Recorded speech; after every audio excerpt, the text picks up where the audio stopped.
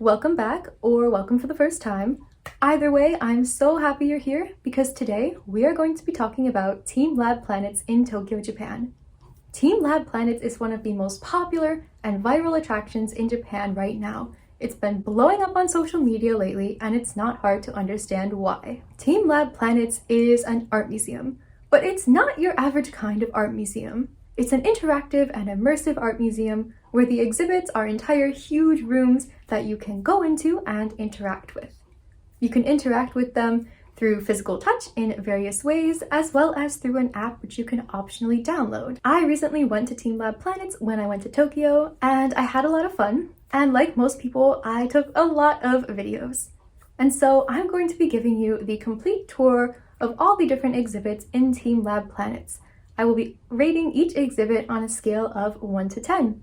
And then please stay tuned until the end, because at the end I will be rating the entire experience on a scale from 1 to 10. I'll be telling you the pros and cons and everything you need to know before you go.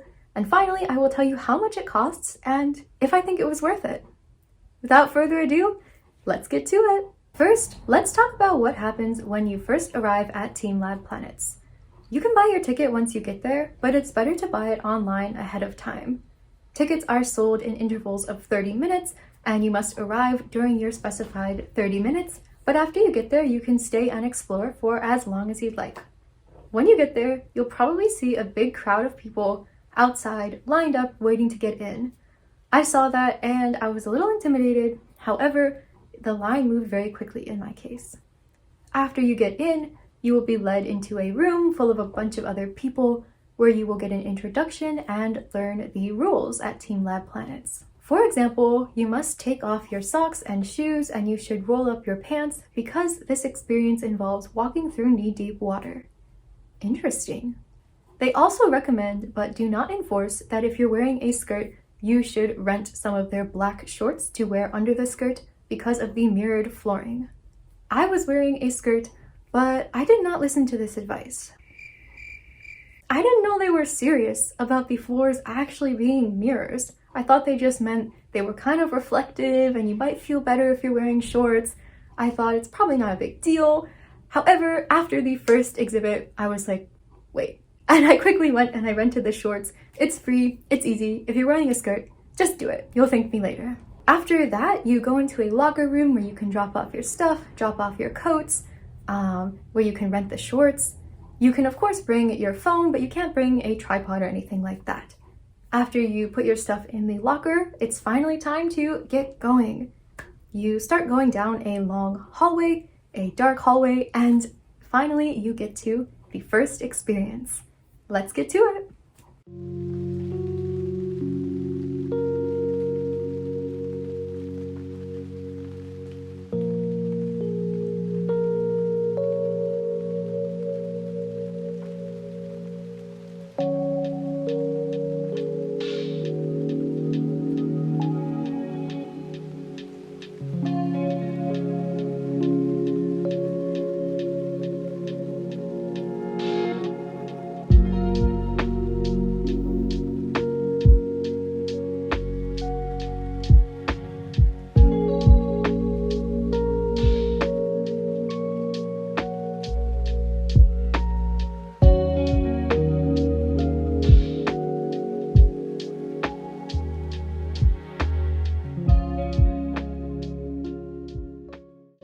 Here we are in the first room, and it is so beautiful and magical. This room is entirely made of mirrors. The floor, the incredibly high ceiling, and the walls are all made of mirrors, and throughout the room, countless strings of LED lights hang, and you can probably notice that they are changing colors. They change colors on their own, and also in response to people's input in the TeamLab Planets app, which is really cool. Walking through the lights, you can't actually weave your way in between the strings of lights because they are very close together, but you follow a set path through the lights. Once you get to the end of the path, you get to what I think is the best part of this exhibit, which is a big open room. In this big open room, There are no hanging lights, but since the entire room is made of mirrors, it looks like the lights are all around you, going on forever. And it's just so cool to look up onto the ceiling and see the people, and look down onto the floor and see the ceiling. It's just a really magical experience, I think, in this room. It makes you feel like you're floating through the darkness of a starry sky, which I think is something we have all wanted to experience at some point or another.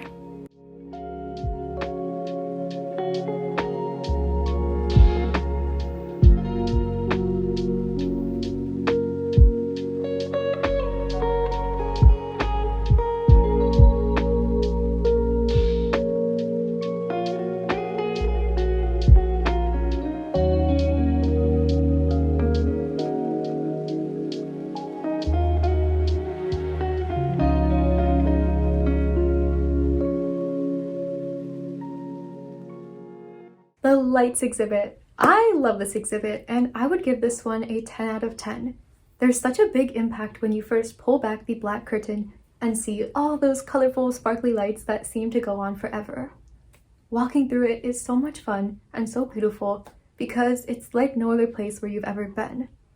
I think the best surprise is at the end, where you're in this big room full of mirrors, and the mirrors make the lights look like they're going on forever, and it's just a really cool experience that I don't think you can get anywhere else.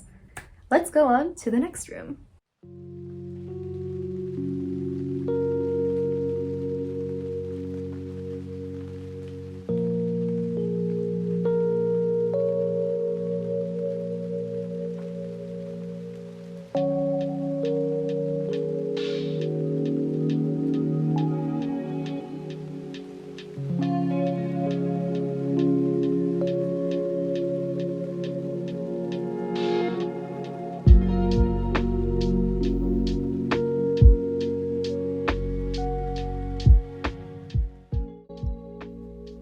This exhibit is meant to show the never-ending interaction between humans and the environment, and between humans and each other. Streaks of light, koi fish, flowers, and leaves are projected onto the surface of the water, and when the fish collide with a person, they turn into a flower of the same color. One interesting thing I learned is that the flowers that they turn into vary with the actual seasons, which I think is so cool. This exhibit is run on a computer program, but it is not run on a loop. All of this happens in real time in response to the movements of the people within the room. The people affect the fish by turning them into flowers, and they impact the trajectory of the streaks of light, which then impacts the experience of everyone else in the room. I think this is a really beautiful way to illustrate that we are always all connected to each other and to the world around us.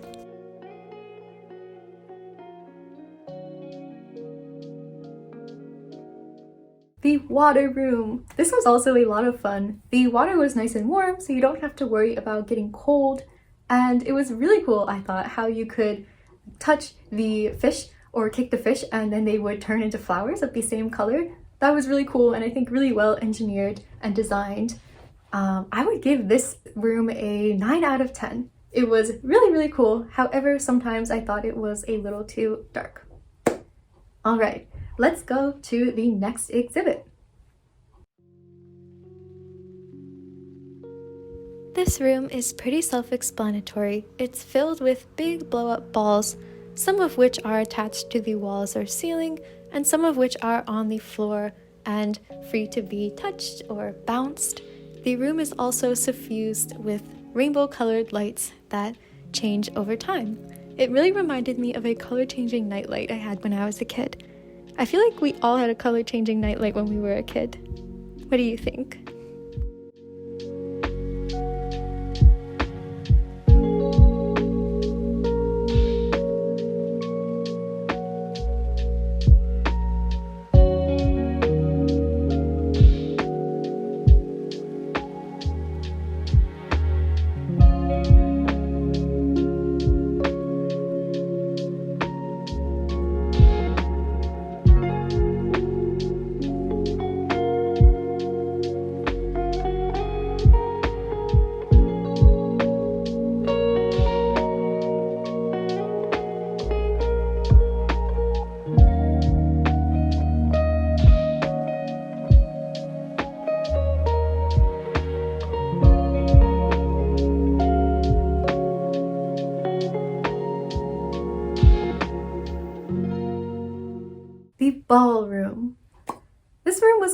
but it was not my favorite. I didn't think it was as impressive or elaborate as any of the other rooms. It was really just a bunch of big balls, and the lights in the rooms change color as you saw. So it was cool, but not the most memorable or unique part of the museum. I would give this exhibit a 6 out of 10. All right, let's go to the next one. This room is shaped like a big planetarium, but instead of space, there are flowers projected onto the walls. The colors and shapes and types of flowers change over time, and the motion of them makes you feel like you're being swept up into the wind right along with them.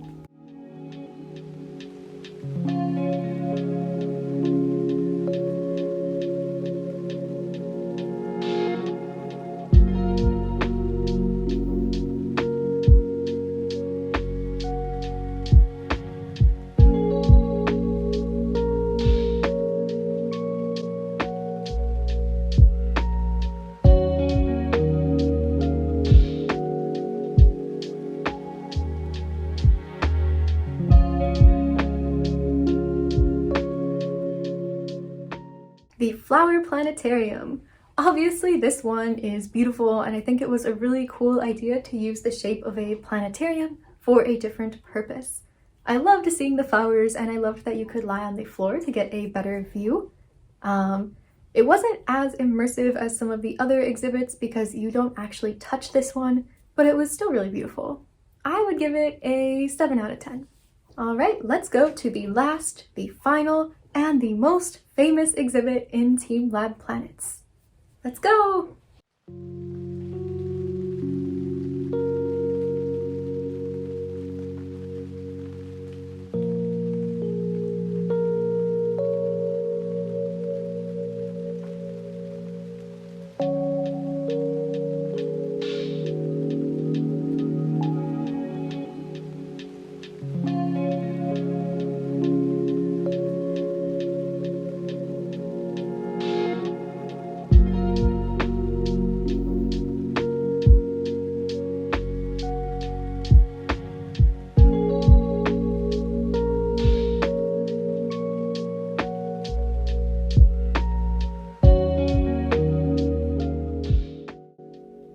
This exhibit, which is only available in the springtime, features over 13,000 live orchids and other flowers floating through the air.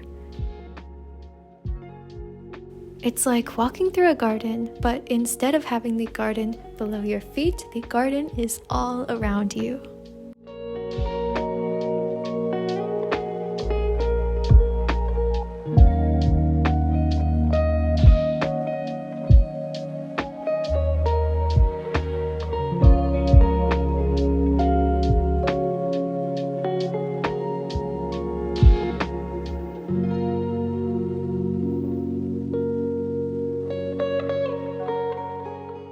The orchid room. I love flowers, I love nature, I love orchids, so I really wanted to fall in love with this exhibit. This is the one that's usually displayed on the advertisements. You'll see like 1 or 2 beautiful women in a long dress all alone in this big room of orchids, and it really makes you want to go there, which is of course the purpose of the advertisement. However, it's not exactly like that in real life. As you saw in the video, it's very crowded, and you only get a small amount of time to be in that room. I just think it's a little too crowded to get the full experience that you might desire. And of course, I know this is a necessity in order to allow everyone time to be in this room, but if we're being honest, it didn't just smell like orchids. It kind of smelled like orchids mixed with feet. I think it was just a bit crowded with no ventilation, and it was still beautiful, it was still wonderful, but be prepared, it is crowded and it might smell a little bit like feet. That being said, it was beautiful, and I've never been in a room full of orchids hanging in the air before, so I would still give it an 8 out of 10. Okay, now for my overview of the entire place. I would rate the entire experience about an 8 out of 10. It's really fun and not something that's really replicated elsewhere. The best and worst parts.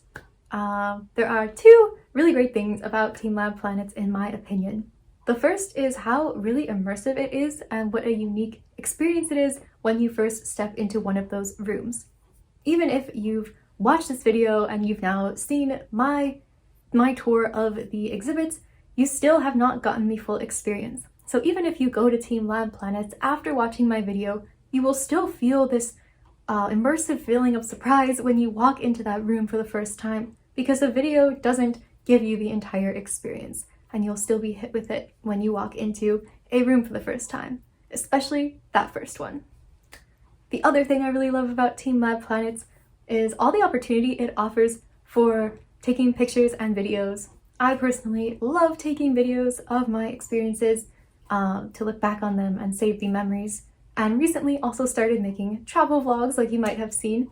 So I really loved all the opportunity for videos and photos. The worst thing about TeamLab Planets, and really my only critique, is how crowded it is. You saw my videos, it's pretty crowded, and I know this is a balance that the people running TeamLab Planets have to strike. It's very popular and tickets are often sold out or almost sold out, and so if they made it less crowded, they would be denying some people the opportunity to come to TeamLab Planets during their visit to Tokyo. So it's definitely a balance that they have to figure out. However, it was a little too crowded for my preference. What you need to know before you go: be prepared to take off your socks and shoes, and don't wear pants that are going to be really annoying if they get wet or something that you can't roll up. For example, I was very glad I was not wearing like tight skinny jeans or something like that.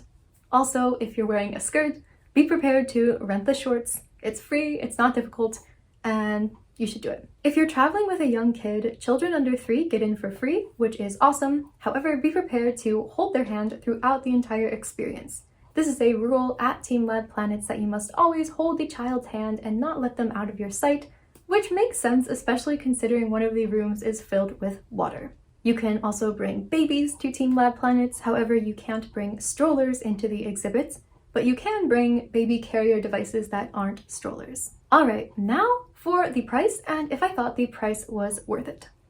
So there are different price points for different age groups. Adults 18 and older pay full price, and then there's a discount for high school and middle school students, then another discount for children age 4 to 12, and then children under 3 are free, like I mentioned. There's also a disability discount, but there's no senior discount or college student discount. I'm going to talk about the full adult price because that's what I paid. However, all the prices are available on their website. So when I went, I paid 3,200 yen for the experience. This is about $24. However, on their website, it does say that starting on April 1st, there's going to be a price increase across the board, and it will now cost 3,500 yen. So this is an increase from about $24 to about $26. Not too dramatic, but something to keep in mind. Do I think it was worth it? Yes, I do. Coming from America, I know that something like this would be a lot more expensive in America, especially in a city, and this is in a big city. So I felt like it was a good deal, and I was there for a couple of hours. I had a lot of fun. I enjoyed the immersive experience. I took lots of pictures and videos. So definitely worth it, and if you're in Tokyo, I think you should take the time to stop by. Alright, thank you so much for watching. Please like and subscribe, and if you're interested, check out some of the travel vlogs I've made, some of which are from Tokyo. I hope you have a wonderful, beautiful day, and I hope to see you next time. Bye!